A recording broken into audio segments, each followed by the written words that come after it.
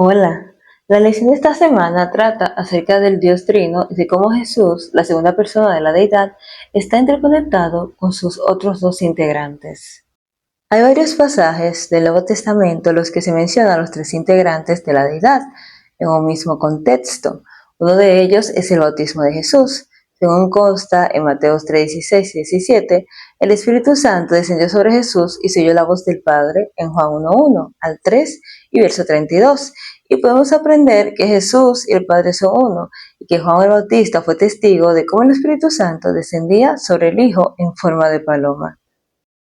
Los capítulos 13 al 17 del Evangelio de Juan se consideran la despedida de Jesús.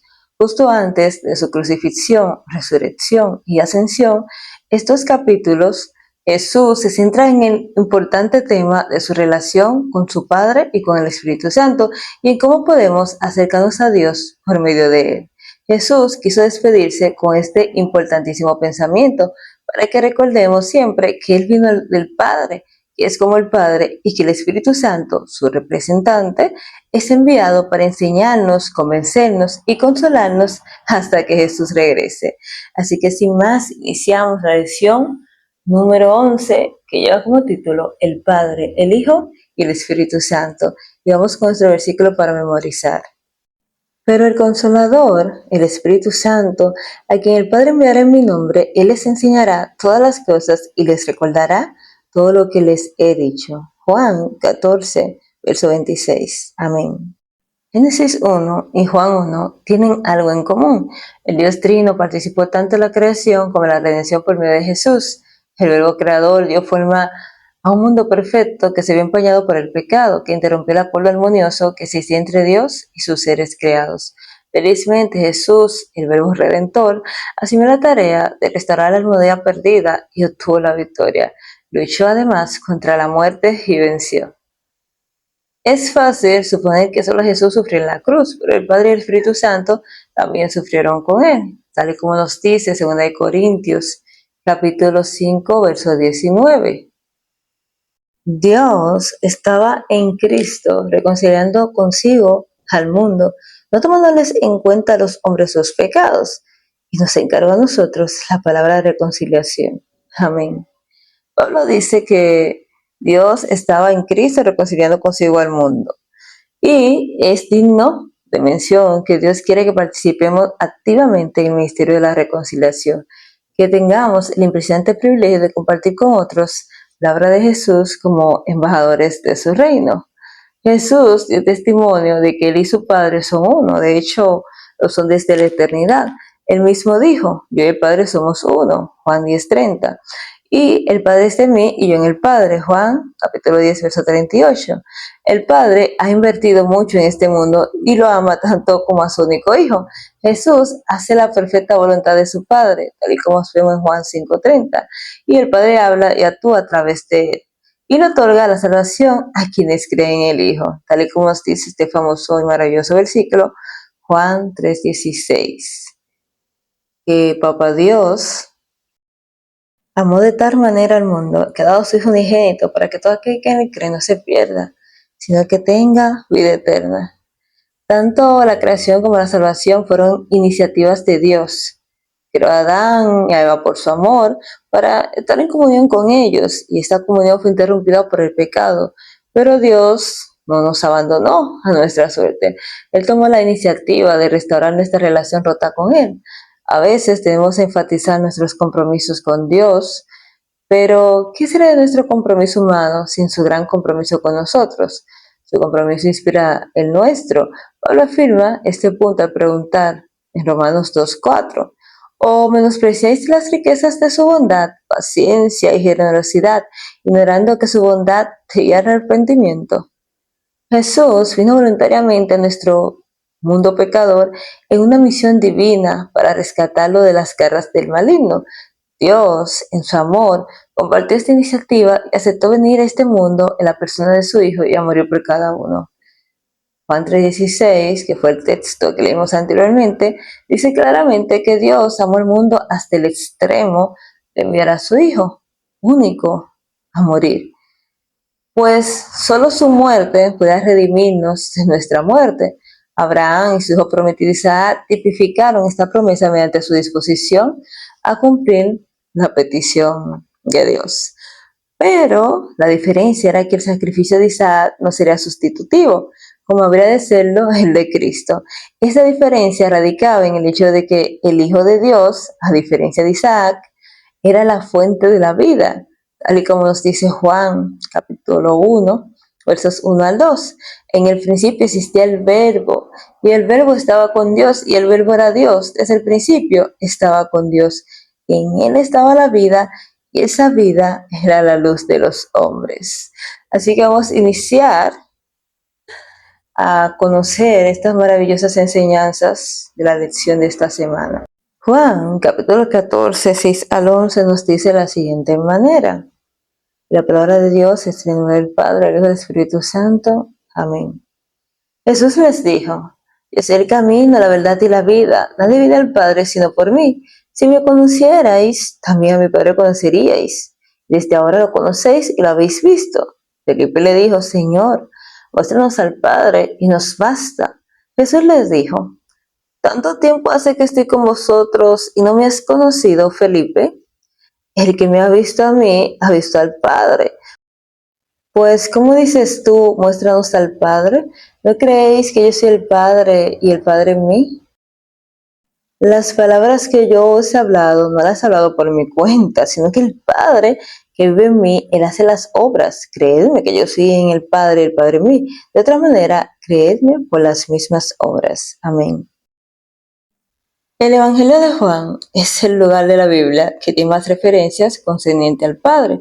Sobre todo en los últimos capítulos, Jesús se refiere 136 veces a cómo es el Padre y a la unidad que existe entre ambos. Algunos críticos literarios pueden rotular como innecesariamente tal insistencia, pero Jesús quería asegurarse de que conociéramos y valoráramos a su Padre.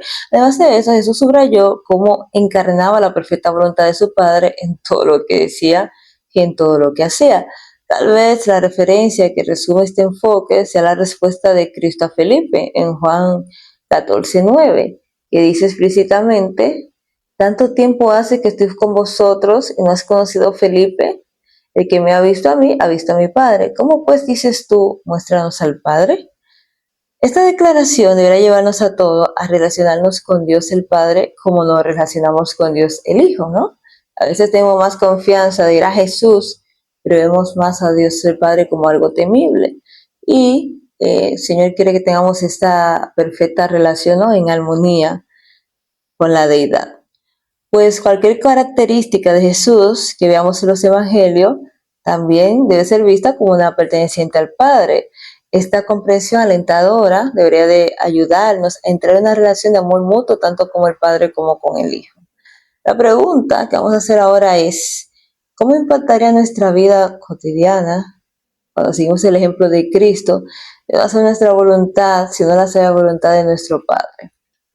También nos sigues hablando acerca del Espíritu Santo, ¿no?, este agente activo, esta persona. Y vamos a leer Juan capítulo 15, 26 y 16 del 7 al 11. Y dice de la siguiente manera, pero cuando venga el Consolador, a quien yo os enviaré del Padre, el Espíritu de verdad, el cual procede del Padre, Él dará testimonio acerca de mí, y vosotros daréis testimonio también, porque habéis estado conmigo desde el principio. Amén. Juan, capítulo 16, versos 7 al 11 también nos dice, pero yo os digo la verdad, os conviene que yo me vaya, porque si no me voy, el Consolador no vendrá a vosotros, pero si me voy, os lo enviaré, y cuando Él venga, convencerá al mundo de pecado, de justicia y de juicio. De pecado, por cuanto no creen en mí; de justicia, por cuanto voy al Padre y no me veréis más; y de juicio, porque cuando el príncipe de este mundo haya sido ya juzgado. Amén.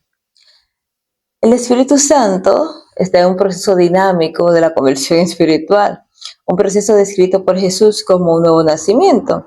Ya al principio de su evangelio, Juan aborda esta cuestión vital cuando dice que su nuevo nacimiento no ocurre en forma natural, sino por voluntad divina, o sea, no por voluntad humana, ni siquiera por el deseo de un hombre, sino que es una obra de Dios. Específicamente, Esto está en Juan, capítulo 1, verso 13. Dice: estos no nacieron de sangre, ni por voluntad de carne, ni por voluntad de varón, sino de Dios. Este acontecimiento sobrenatural es el resultado de la influencia del Espíritu Santo en el corazón humano. Es este Espíritu Santo quien despierta la conciencia, la urgente necesidad de salvación y convence la veracidad de todo lo que el Padre, el Hijo dicen y hacen, además de ser aquel que se sienta a nuestro lado para darnos consuelo. El Espíritu Santo es especialista en convencer, y vamos a estar agradecidos cuando experimentamos una dosis beneficiosa de culpabilidad, porque es una clara señal de que el Espíritu Santo está activo en nuestra vida, exhortándonos a que actuemos correctamente. Pues cuando nosotros estamos en mal camino, haciendo algo malo, y ya no sentimos nada en nuestro corazón, no hay culpa ni remordimiento, hay problema. Pero mientras nos sentimos, ¿no?, que hemos obrado mal, que necesitamos arrepentimiento, entonces está maravilloso porque el Espíritu Santo está trabajando. En Juan, capítulo 16, versos 8, que nos dice: cuando Él venga a convencer al mundo de pecado, de justicia y de juicio, pues nos habla de ciertas funciones que tiene el Espíritu Santo, lo cual alude al Evangelio de Juan. Para empezar, el Espíritu convence nuestra conciencia de la culpa con respecto al pecado, que nos daña y que debe ser eliminado de nuestras vidas. En segundo lugar, nos convence de la justicia y de la alegría de hacer lo que es correcto en lugar de lo que es egoísta. Esta justicia, tanto imputada como impartida, y no solamente de Él, sol de justicia, a través del ministerio del Espíritu. Y en tercer lugar, el Espíritu Santo nos convence del juicio que sin duda ocurrirá algún día. Esta convicción debe llevarnos a arrepentirnos y estar preparados para la pronta venida de Cristo. La convicción del juicio venidero debe apresurar nuestra entrega al Padre con un verdadero arrepentimiento. Y en cuarto lugar, el Espíritu Santo nos guía a toda la verdad, tal como es en Jesús. Mientras damos testimonio a otros, Jesús atrae en nuestra mente lo que debemos decir en ese momento oportuno. Y en quinto lugar, el Espíritu glorifica a Jesús al honrar sus palabras y su verdad.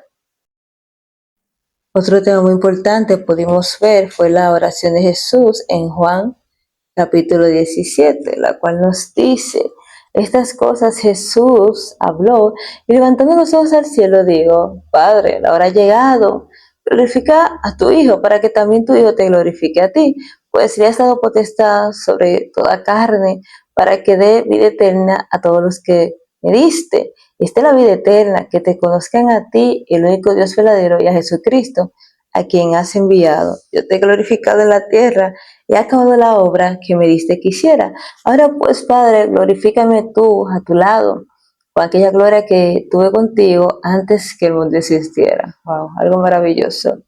He manifestado tu nombre a los hombres, tuyos eran, y me los diste, y han guardado tu palabra. Ahora han conocido que todas las cosas que me has dado proceden de ti, porque las palabras que me diste les he dado, y ellos la han recibido y han conocido verdaderamente que sale de ti, y han creído que tú me enviaste. Yo os ruego por ellos, no ruego por el mundo, sino por lo que me diste, porque tuyos son, y todo lo que es mío es tuyo, y lo tuyo es mío, y he sido glorificado en ellos. Ya no estoy en el mundo, pero estos están en el mundo, y yo voy a ti, Padre Santo. A los que me has dado, guárdalos en tu nombre para que sean uno, así como nosotros. Cuando estaban con ellos en el mundo, yo los guardaba en tu nombre. A los que me diste, yo los guardé, y ninguno de ellos se perdió, sino el hijo de perdición, para que la escritura se cumpliera. Ya ustedes saben, a Judas. Pero ahora vuelvo a ti y hablo en esto, en el mundo, para que tengan mi gozo completo en sí mismo. Yo les he hablado tu palabra, y el mundo los odió porque no son del mundo, como tampoco yo soy del mundo. No ruego que los quites del mundo, sino que los guardes del mal. No son del mundo, como tampoco yo soy del mundo. Santifícalos en tu verdad, tu palabra es verdad. Como tú me enviaste al mundo, así yo los he enviado al mundo. Por ellos yo me santifico a mí mismo, para que también ellos sean santificados en la verdad. Maravilloso es Jesús. Pero no ruego solamente por esto, sino también por los que han de creer en mí, por la palabra de ellos. Todos sean uno como tú, Padre, en mí y yo en ti. también ellos sean uno en nosotros, para que el mundo crea que tú me enviaste. Yo les he dado la gloria que me diste, para que sean uno, así como nosotros somos uno.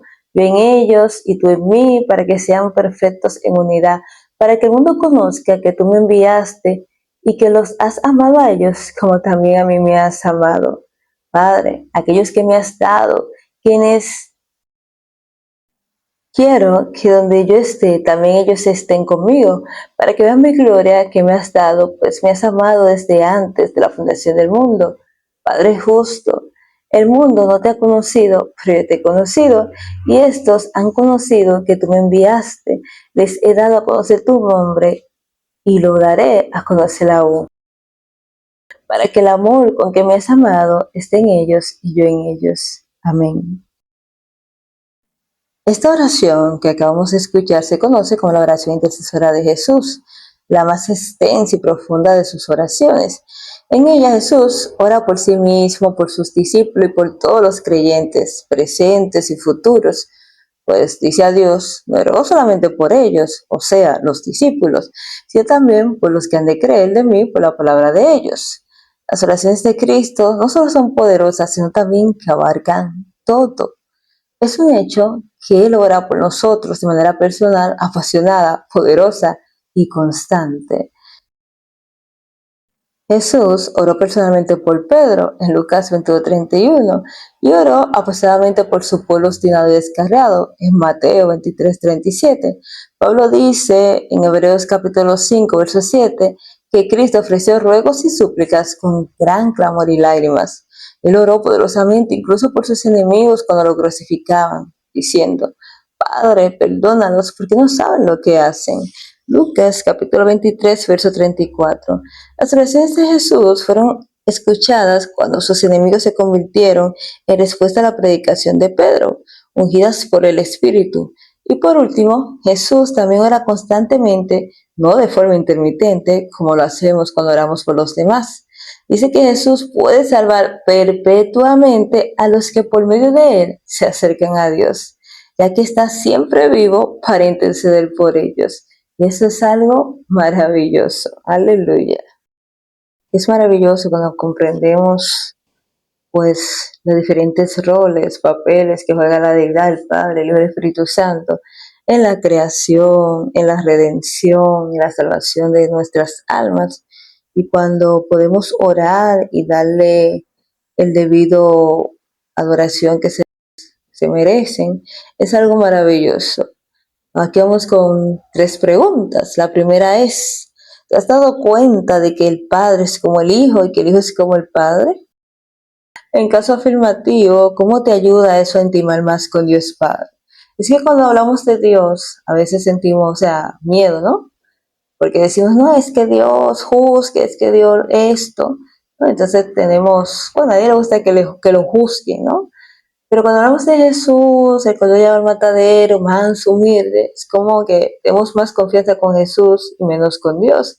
Y por eso es que Juan 3 nos recuerda que el sacrificio no solamente fue de Jesús, sino de Jesús y también el Padre. Dice, porque de tal manera amó Dios al mundo, ¿no? Que ha dado su Hijo unigénito, o sea, un sacrificio de ambos, y que con el mismo amor le debemos de mirar al Padre y al Hijo.